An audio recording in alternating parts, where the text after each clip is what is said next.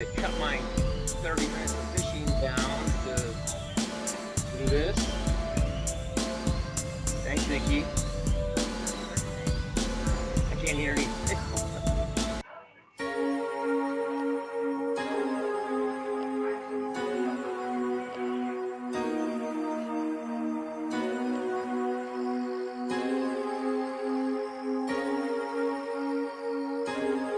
Can you say something again, Nikki, so I can see how much audio we got? How are you doing? Okay, no, that's okay. I'll be able to hear. Thanks.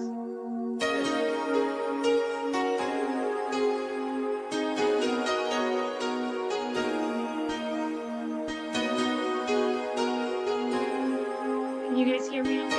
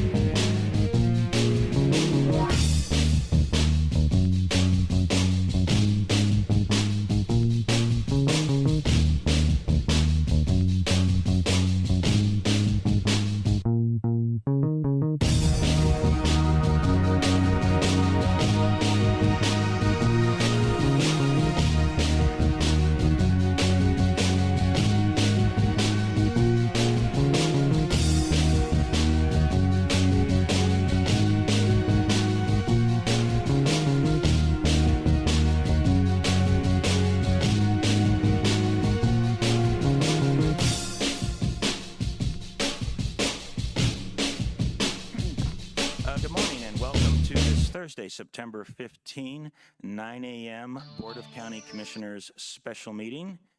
This is an abbreviated meeting to deal with a single topic, and we have the option this time to participate both remotely and in person. Our first order of business is our call to order, and we do have a quorum of 5 commissioners. We have Commissioner Geithner, Commissioner Gonzalez, and Commissioner Bremer online with us today. Good morning, fellow commissioners. And then I have Commissioner Williams with me present in the boardroom, along with the county administrator and county attorney and our clerk. Okay, so let us initiate the agenda directly. Our first order of business is our staff emergency items. Are there any staff emergency items? There are none, Mr. Chair. Okay, very good. And then we have item number 2. Item 2 is contract amendment number 1 between El Paso County and the State Division of Criminal Justice, Office of Community Corrections. Pete Carey, Executive Director, Justice Services. And Mr. Chair, if I may, I could probably tear through a very broad overview of what this is today. Yeah, outstanding. Please proceed. Thank you, sir. As the board is aware, we have a community corrections program here in El Paso County, which the program itself is run through 2 vendors, CAE and ComCore. The way that funding flows for support of the program is through the state of Colorado, through the division and office that were referenced on the agenda, by way of an annual allocation letter. In the most recent cycle, which took place in July, the state proposed an amendment to that long-term contract that would remove the ability of those 2 providers to charge subsistence payments to the clients who are residing or doing day reports at the two providers' facilities. Those subsistence amounts were $17 a day for residential and $3 a day for day reports. The proposed amendment from the state would remove that ability. My understanding is that is the state's policy, that would no longer be on the table.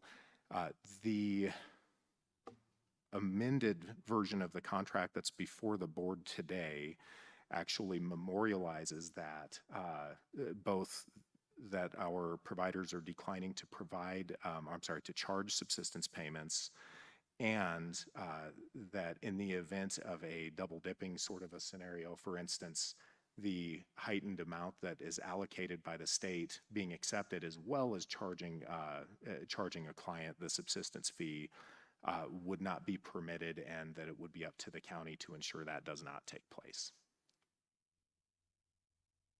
Okay, thank you very much for those words. I'd like to, well, just on this particular item, I'll just simply ask if we have any. We don't have anybody in the audience, so there's nobody in the audience from a public comment point of view to offer anything, and I'll just ask if there's anybody online that is interested in offering public comments. Okay, thank you very much. So I'll bring that up to the dais here, and yes, Mr. County Administrator. Yeah, Mr. Chair, I believe there's both providers online and available to provide comments. Oh, excellent. Thank you very much. So would it be appropriate at this time to ask them to offer those comments? Yes, sir. Okay, very good. So I've been informed that we have the vendors online, and we'd like to give you an opportunity to say a few words if you wish to do so. I don't know who is present to do that, so maybe if you could just identify yourself and start the conversation. I don't see who they are on the screen at the moment. Good morning, Commissioner. Mark Wester. I'm Executive Director of ComCore Inc., a nonprofit here in El Paso County. And good morning, Commissioner. My name is Sean Foster. I'm the Facility Director at CAE. Good morning, Commissioner. My name is Frances Falk. I'm sorry. Good morning. My name is Frances Falk. I'm the Senior Area Manager for Colorado and Wyoming for Geo Group. Great. Thank you. Thank you very much for your participation in this meeting. And we are willing to offer you an opportunity to provide comments. So if I could just ask which of you would like to go first? This is Mark Wester, Executive Director of Comcor Inc. I'll just jump in. First of all, Commissioners, I appreciate you considering this amendment. This is an important aspect of the funding for community corrections across El Paso County. Between the two agencies, Comcor Inc. and CAE, we serve probably about 1,200 clients, 1,200 clients a year as they cycle through. Community corrections is a little known and unseen service often. One of the things that we do is really focus on people who are diverted from the judicial districts, the 4th judicial districts primarily, to us as providers of community corrections rather than being sent to prison. And while they're with us, we provide legal accountability, supervision, residential services, and treatment services for chemical dependency and other issues that related to their crime. So community safety and really working with clients to make sure that they do not get in trouble again is paramount to what we do. I appreciate all of you considering this amendment. One of the things that I wanted to point out that 80 to 85% of our population, of our clients, all have full-time jobs in the community. They leave every day and go out and work. And so in the community, they really are employees, they're taxpayers, they're citizens that are trying to put their lives back together. And that's what we do every day. So thank you for your consideration for this amendment, and happy to answer any questions. Thank you, Mr. Wester. I appreciate that. And I'll just ask if any commissioners have any comments for Mr. Wester at this time, and we'll provide also opportunities for the other participants to speak, and then I'll open the floor again in case there's any questions for all three. So are there any specific questions for Mr. Wester from the commissioners at this time? All right, seeing and hearing none, thank you, Mr. Wester, and let's give some of the other folks an opportunity to speak. Hello, my name is Sean Foster, and again, I'm the Facility Director at CAE. I'd like to also thank all the commissioners for all their efforts and for this current opportunity with the amendment. Previously, I was a warden in Department of Corrections, a Deputy Director in Department of Corrections, and I see the positive aspects of offering this opportunity as a set-down process out of Department of Corrections, and also as a diversion for those that are in jail on probation, to allow them to get those opportunities for treatment, saving money, especially this year with the current legislation in place. Very positive, very helpful for these residents, get their feet underneath them so they can become independent and positive community members again. In working in community corrections, I've been a facility director approximately 2 years. It is an excellent opportunity again for those individuals. I know there's the huge public safety component and maintaining the accountability and supervision through community corrections. It does provide that opportunity, and then that public safety component and allowing us to maintain these populations. I know of the great impact it would have on the jails and the community if community corrections was not in place. And that's what I have to say at this moment. Are there any questions for me? Thank you so much. Are there any specific questions for Mr. Foster? Okay, seeing none, thank you again for your comments this morning. And I believe there was a third person that is online if she would be interested in offering comments. Happy to do so. Thank you, Commissioner. My name is Frances Falk, and I just want to echo what both Mark and Sean said. This program, our programs are very beneficial. We do understand that I too served as a previous warden and deputy director of prisons, and also have some lived experience with with my brother that was actually incarcerated and did not have resources in a community correction setting. Unfortunately, he lost his life to a drug overdose. So I understand the benefits of what we do in a community corrections that we can offer our our um, our individuals that are returning back home to our county in order to enhance public safety versus what the Colorado Department of Corrections cannot offer.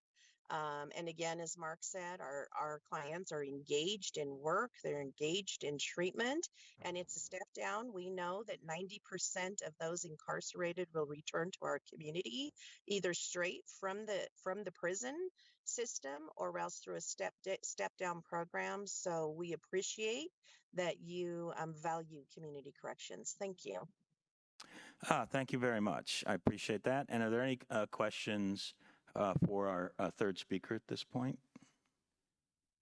Okay, hearing none. Let me just open up the floor for the commissioners for any broader comments, if you would like, at this point. And I have some, but I'll reserve mine.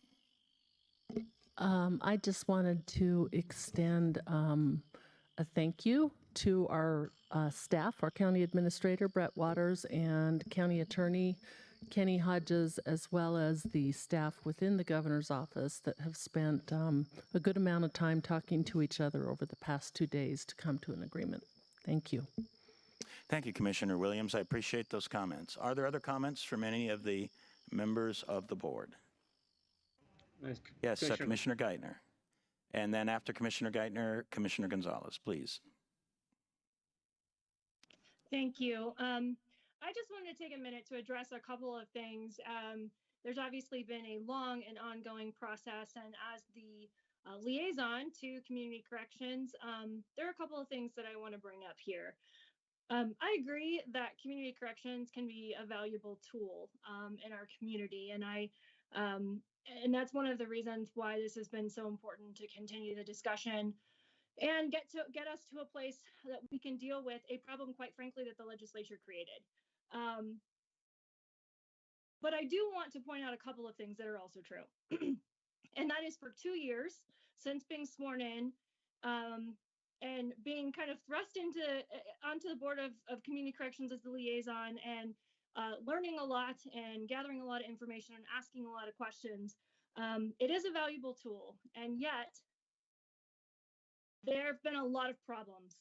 It sounds really good when we talk about it. These are all great, productive citizens of our community, and they're all working so hard to get back to being productive citizens. That's not the accurate picture, however. We have a lot of problems in community corrections. We have problems we've documented and talked to the media about in the past with high numbers of escapes. We have tons of drug use. We have folks that, for a while, unemployment numbers were pretty not great within the program. And so it sounds good to talk about how it's supposed to work in theory, but then there's actually how it is working.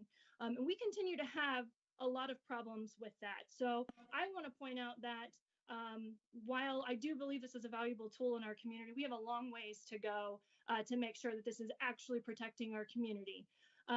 We also have a problem, again, created by the legislature. We have soft on crime policies that have led us to a place where we have people who I believe are trying to get through community corrections programs that probably need to stay in prison or they need to be in jail. And so we continue to struggle with folks saying we got to put them through a community corrections program because otherwise there will be no supervision. And that's due to those soft on crime policies that are coming from our state that are pushing people out of prison when they're serving incredibly small amounts of their sentences, which is unfair to victims. We continue to prioritize criminals and try to make it easier for them while victims continue to suffer and see that they're not as valued in the system. So I continue to have a lot of concerns about the actual way that these programs have worked. Some of them are, like I said, these are state legislature policies. And we continue to work on those things. And I hope that our vendors will continue to work through that. I hope that our vendors will also help us be a voice for these terrible policies that are truly making our communities less safe. We can sit here and say that these programs make our community safe, but at the end of the day, anyone who is watching the crime statistics in Colorado knows that there's something wrong. And so I hope that you will join with us and be an advocate for getting these policies fixed at the state level so that we are not hearing things like we have to put them through these programs, because if not, we're going to have violent, dangerous criminals on the street. That should never be the case. And so again, I just ask for your help with that. And I think I'm going to reserve some of my comments specifically related to the contract itself.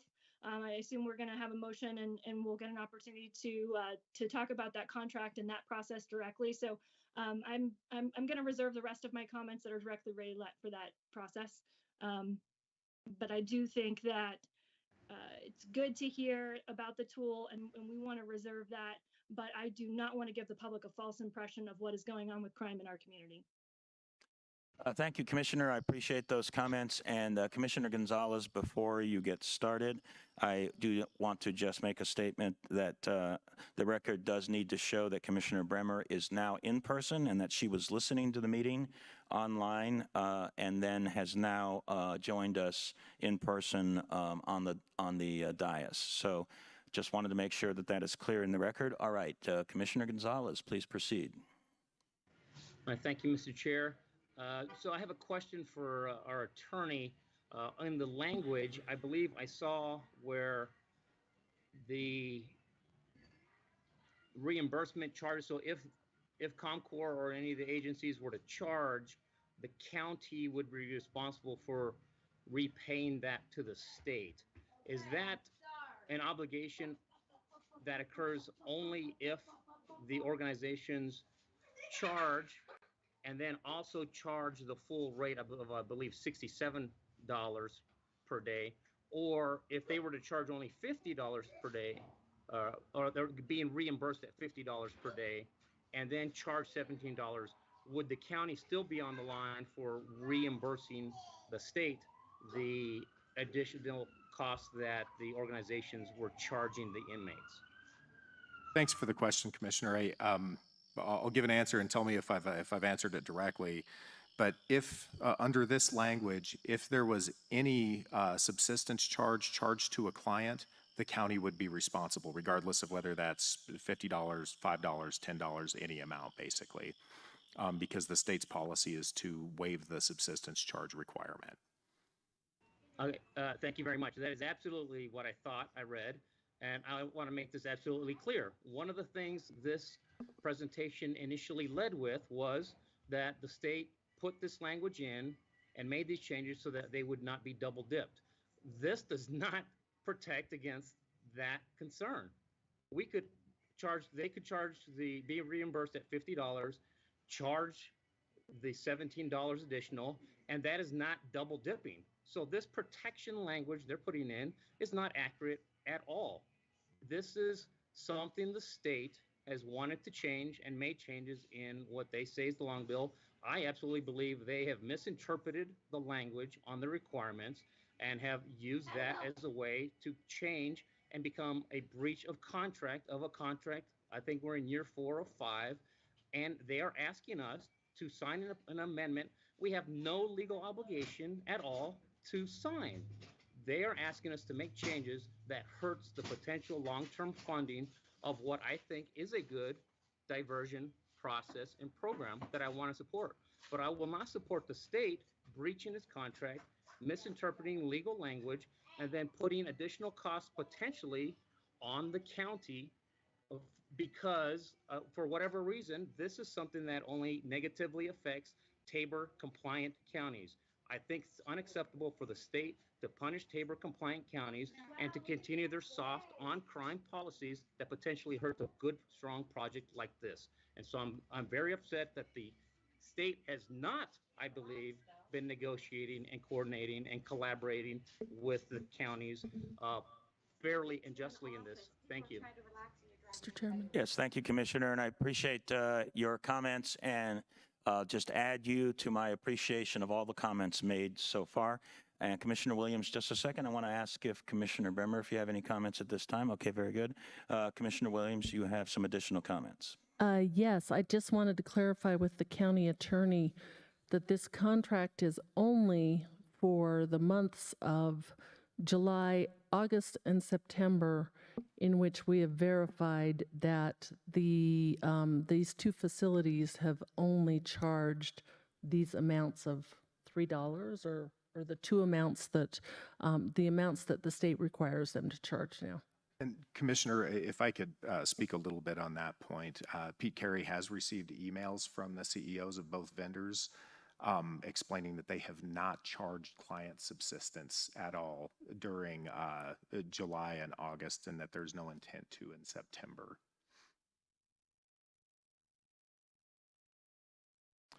All right. Yes, did that answer your question? Okay, very good. Thank you.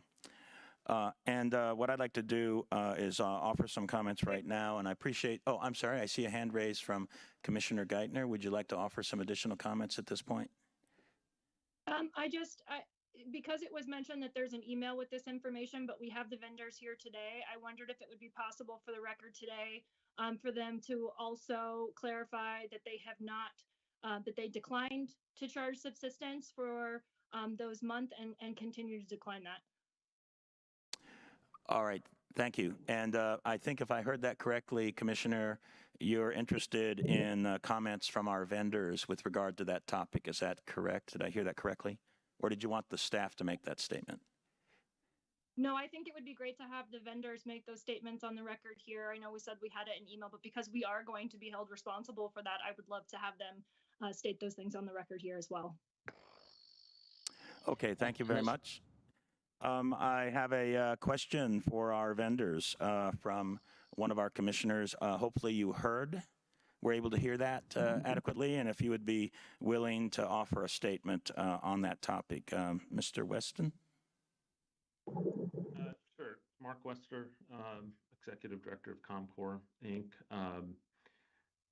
Back in late June and early July, I sent out a memo to all of our staff and our clients explaining that the new contract language had suspended client paid subsistence for the 2023 fiscal year, state fiscal year. And so even before this was a question, I had aligned with the contract language that I had seen from the Division of Criminal Justice and El Paso County. So no, we are not charging subsistence.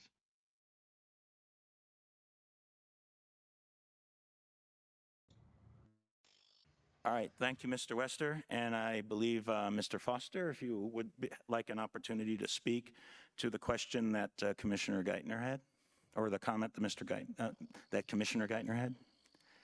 Thank you. Sorry about that. Foster, and in alignment with what Mark has stated, notification based upon contract language and what the legislators had passed. We made notifications to the residents at the facility, and we have not taken subsistence and do not intend to take subsistence in the future. Thank you very much. And I believe our third vendor is Shannon Ballstrom. If you are interested in making some comments regarding Commissioner Geithner's question. Actually, and this is Frances Falk, Senior Area Manager. Sean Foster is the director at one of my facilities. And I did see his memo that was posted indicating that we would no longer charge subsistence in the future. Okay, thank you. Commissioner Geithner, are those satisfactory for you? Yes, I appreciate the answer. Thank you. Okay, thank you. All right, at this point, I'd like to make my comments, and then I will ask for a motion. I'd like to start off and just simply say that I do deeply appreciate the efforts of our vendors, ComCorps and CAE, anybody else that works in this area, to try to find and to work towards effective ways for people that are involved in these activities to become law-abiding, employed, and productive members of society. I think it is fair to say that every program, every project, every attempt at working this has its weaknesses and challenges, and I do believe it is very important, and I think that we will all be willing to do this, including the companies that are speaking today, to work together to find ways to always make these programs more effective, because this is a serious issue about public safety. But I do believe that these programs do provide value because, in my humble opinion, part of the way to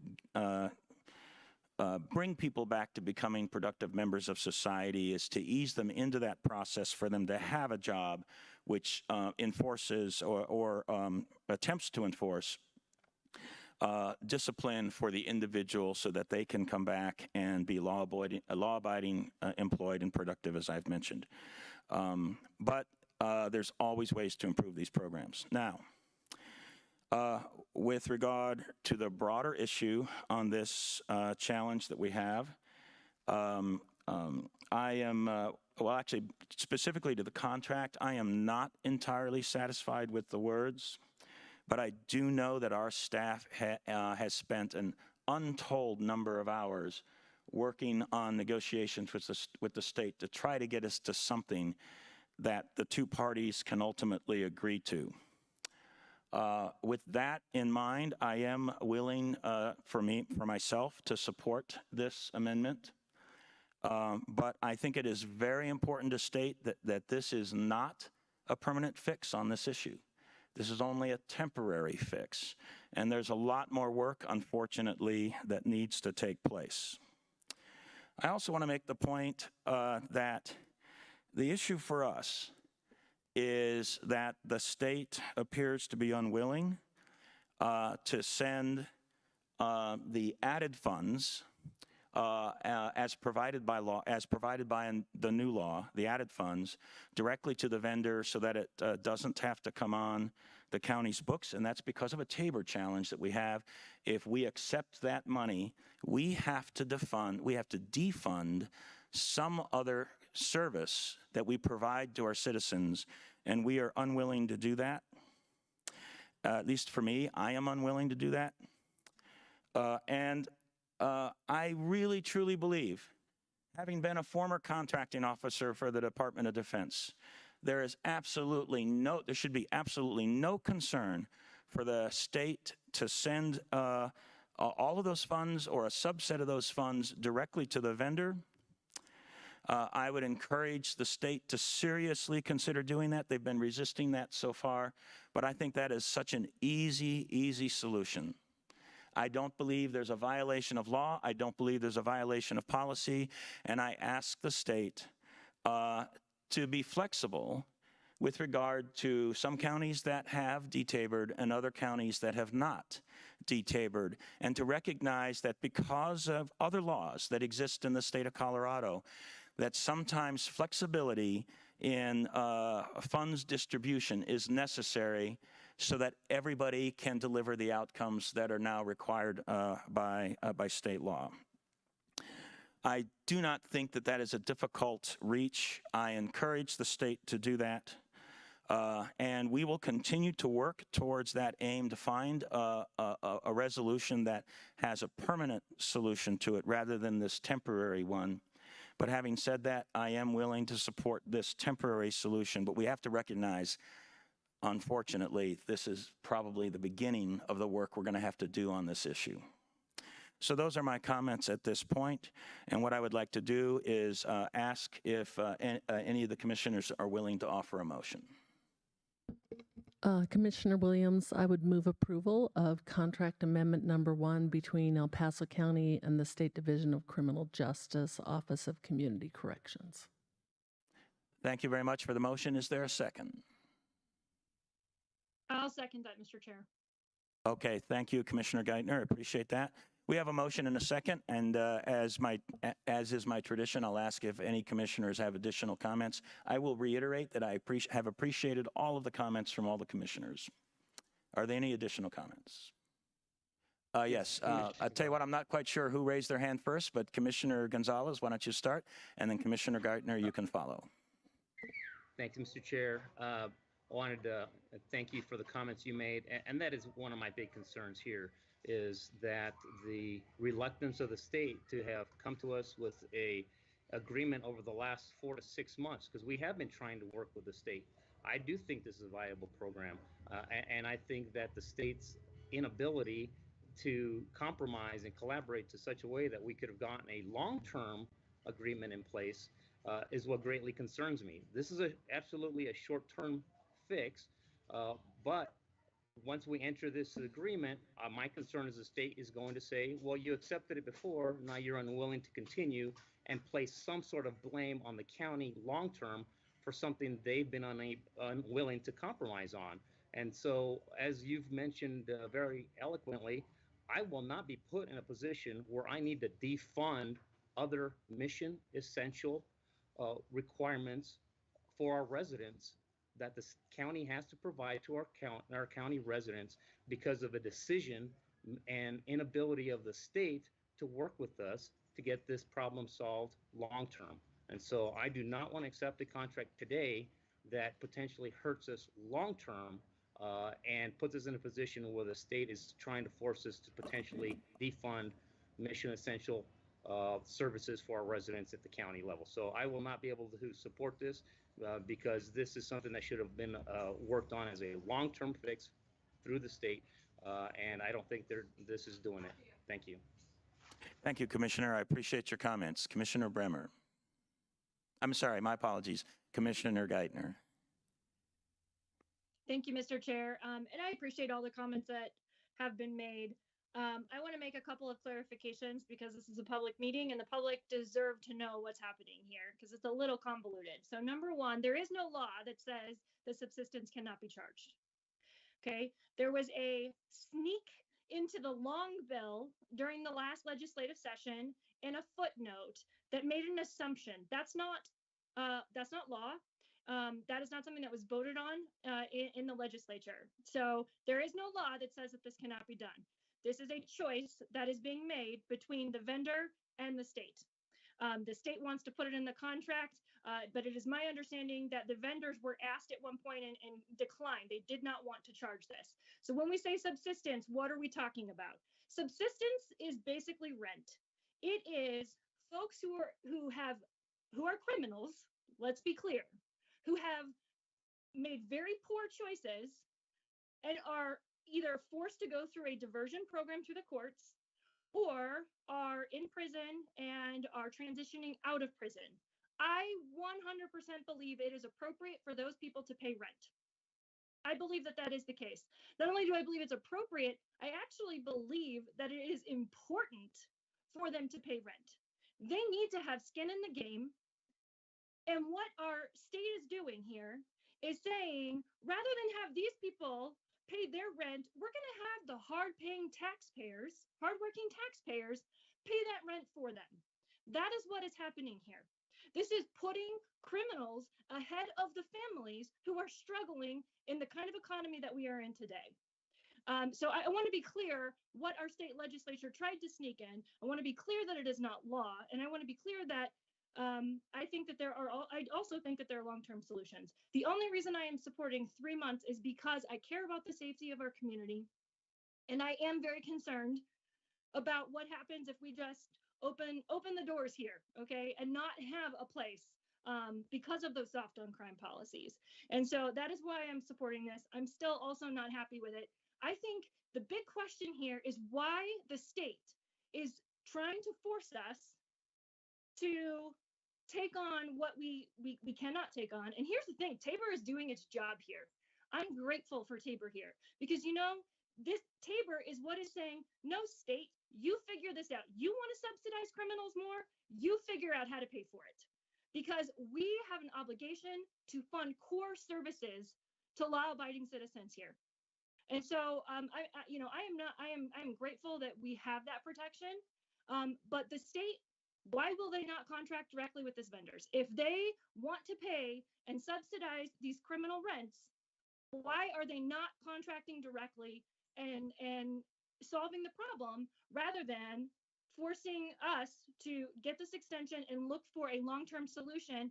Because we are not going to cut services to our citizens. We are not going to allow the state to continue with their soft on crime policies and bullying us into spending money on things that are hurtful for our citizens. And so, you know, I think that those questions need to continue to be asked of the governor's office because there's absolutely no reason that they cannot do that. I do want to reiterate one more time, 3 months, and this is in arrears. This is not a long-term fix. This is going to get us just a bit down the road. And I think that I appreciate, as has been said, our staff has worked incredibly hard on this. The state has, sat down and had conversations and then pulled the football away. I keep saying Lucy and Charlie Brown in the football. That's what it feels like to me. So I'm going to challenge again. The state needs to fix this problem. They created it, and they are standing behind a footnote that, again, I think that they have the authority to do otherwise.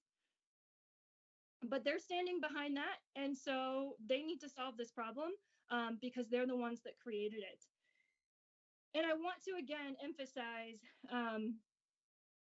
that this is about public safety, and this program can be a valuable tool. I still think there's a long way to go, but I don't think that the right thing to do right now is to completely terminate it. That's why I'm supporting this. And I certainly hope that the governor's office is going to answer some of these questions, because it is time for them to answer for their soft on crime policies, and now what they are trying to do with forcing hardworking, tax-paying, law-abiding citizens to subsidize the rent of criminals when previous to this, they have had to pay their way. And so why would the state decide today and just recently that they should no longer have to pay their way and taxpayers should have to bear that burden? So I am in favor of this amendment just to get us down the road on this. I understand the concerns, but this is not a long-term solution, and the governor's office needs to fix it. Thank you, Commissioner, for your comments. I appreciate them much. And Commissioner Williams, you've got your hand raised. Do you have some additional comments? Yes, I do. I want to say I sincerely agree with Commissioner Geithner's comments. I don't know if many taxpayers realize that if they send money to the state government in the form of income tax, and they send money to the county government in their form of mill levies, the state passes money down to us, and it's kind of a double Tabor effect. So it counts against the state's Tabor revenue limitation, and it also counts against the county's Tabor revenue limitation. What we're discussing here is a difference of $2.5 million. When we approved our budget last December, we budgeted $10 million for this program based upon the laws at the time. In the long bill process, which is the state's budgeting process, the state legislature placed a footnote in the long bill saying that we could no longer charge subsistence, but no worries, the state was going to send us the money. I too am reluctant, and they want to send us $12.5 million, a difference of $2.5 million.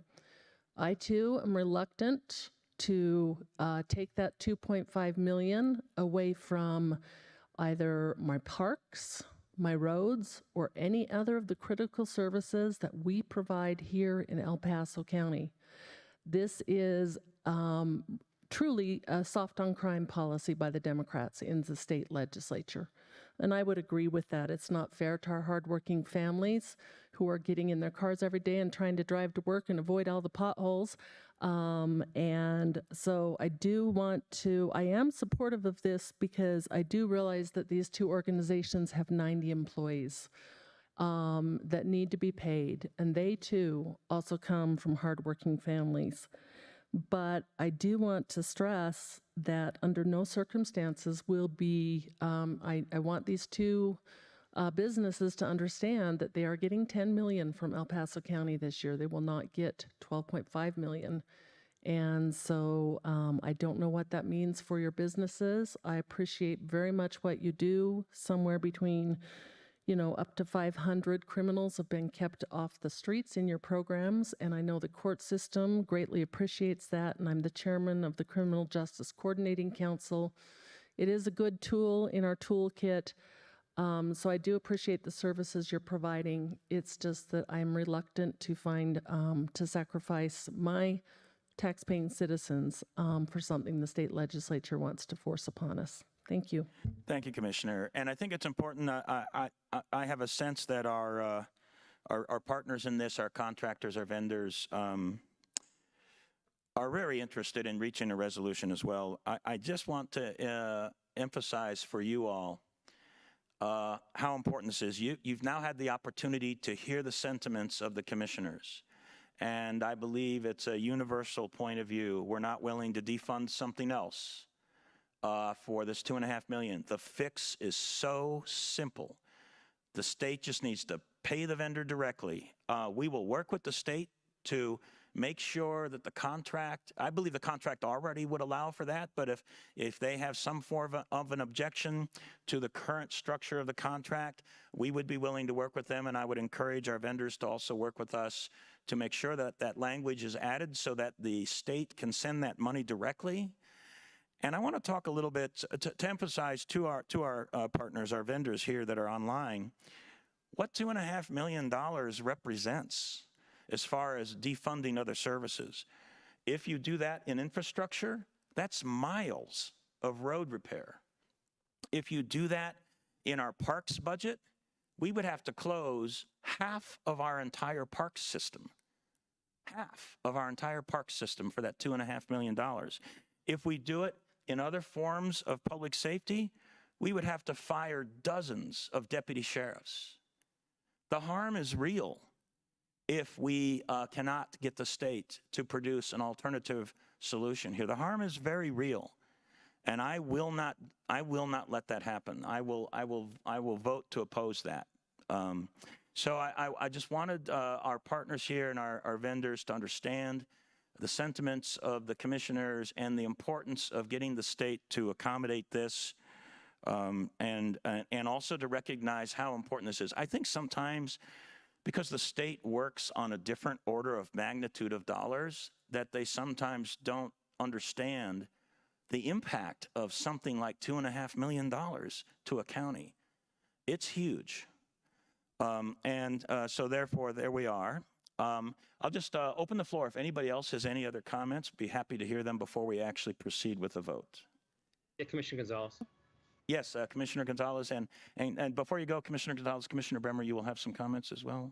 Yes. Okay, thank you very much. Go ahead, Commissioner Gonzalez. Thank you, Mr. Chair. I just want to highlight one time. I did say previously when I thought the state was strong-arming us in some of this, I do want to put on the record that even though we have that existing 5-year contract and that we duly signed our normal appropriation contract, as we always do for that the state has been withholding funds for this project. I want to make sure people understand that. The state is withholding funds as we speak on this program. So when I say they are strong-arming us, that's what I believe. Thank you. Thank you, Commissioner. I appreciate that comment, because if the state was sending down part or all of the 10.2 million, we wouldn't have to do this temporary solution. That wouldn't solve the overall problem, but that would not have, had they sent those funds, we would not have had this interim fix requirement, but they haven't sent it. And Commissioner Bremer. Thank you, Mr. Chair. I just wanted to say I've been exceptionally quiet this morning, and that's partly because my colleagues have just spoken so well and eloquently. And you're absolutely right, Mr. Chair, that we are all in agreement and on the same page on how this needs to work and the continued negotiations with the state to have a longer term fix. Thank you, Commissioner. I appreciate your comments. One last opportunity for anybody to offer any final comments before we proceed to a vote. All right, hearing none, let's go ahead and proceed with that vote. Commissioner Williams. Aye. Commissioner Geithner. Aye. Commissioner Gonzalez. Nay. Commissioner Bremer. Aye. And the chair votes aye. That passes 4-1 with a warning that this is just a temporary fix and does not solve the problem. And oh my gosh, the fix is so easy if the state would just do it. Thank you very much for everybody's testimony this morning. I appreciate all the comments. And seeing no further business on this agenda, this meeting is adjourned.